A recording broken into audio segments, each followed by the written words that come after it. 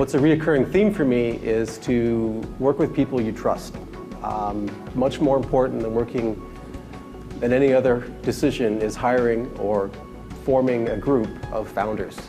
Those are people that you spend more time with than, well, some of you are old enough, so your spouse.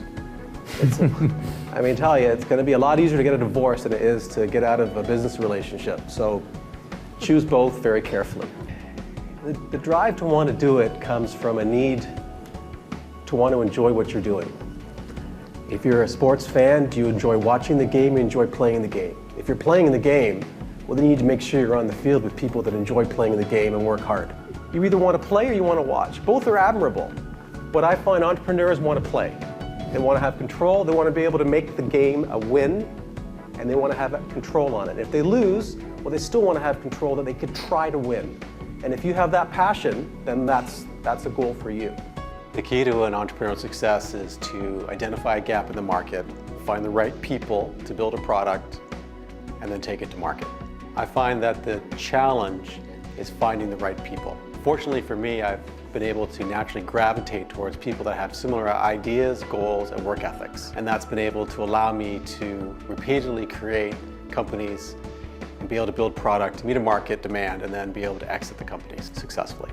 Why do people need to be motivated? People love to work on certain types of tasks. So it's very important to find tasks that match up with what people's skills are and their desires. Sure, some of the time you won't be working on exactly what you want to work on. I call those maintenance tasks. But ideally, in a startup or the startups that I do, it's 20% of the time, as opposed to your traditional cubicle job where maybe you feel like 80% of the time you're working on maintenance activities that you don't enjoy. I went to work for a great company. I really enjoyed it, but ultimately I became bored. I didn't enjoy living in a cubicle. I found I was a cog in a wheel and I wanted more control over my destiny. Entrepreneurism allows me the control over the destiny that I was looking for. I get to do what I want 80 to 90% of the time. And fortunately, what I want to do is what I enjoy, and I am able to find customers and meet their demands. Granted, I still am working for someone else, I'm working for the customer, but I feel I can make a difference.